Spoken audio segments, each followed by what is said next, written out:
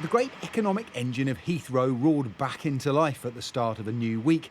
The skies over West London crowded once more, 72 hours after a shutdown that raises fundamental questions about the resilience of the UK's biggest transport hub. Heidi Alexander. The government promising a full review. There will, of course, be learnings to ensure we avoid such incidents from reoccurring.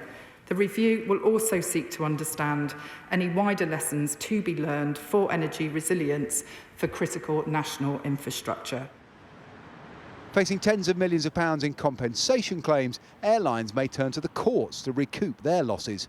This is incredibly frustrating because Heathrow is the most expensive airport in the world. But in the near future, there will have to be an independent investigation of what happened and why recovery did take so long.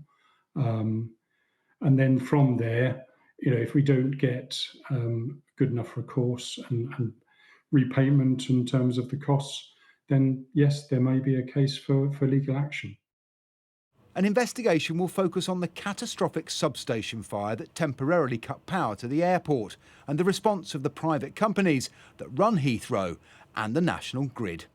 National Grid insists that while the fire at North Hyde cut power to Heathrow and tens of thousands of homes, 2 other substations remained online and connected to the airport. Sky News understands these are at Laleham and Iver. So it appears the issue was not power, but how fast Heathrow was able to use it.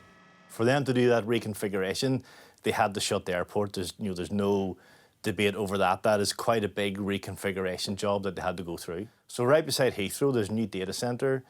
That data centre actually consumes 2-3 times as much electricity as Heathrow does. But what they have done, like every other data centre in the UK, is they've got full resilient backup that kicks in immediately. Heathrow and the National Grid, both privately owned companies running critical national infrastructure, face questions about their resilience. The airport about why it took so long to transfer its systems to the new power sources in the grid, about how such a catastrophic fire could have started and take out its own backups on the same substation site. The official report into what went wrong will be published in May. Passenger and business confidence may take longer to repair. Paul Kelso, Sky News.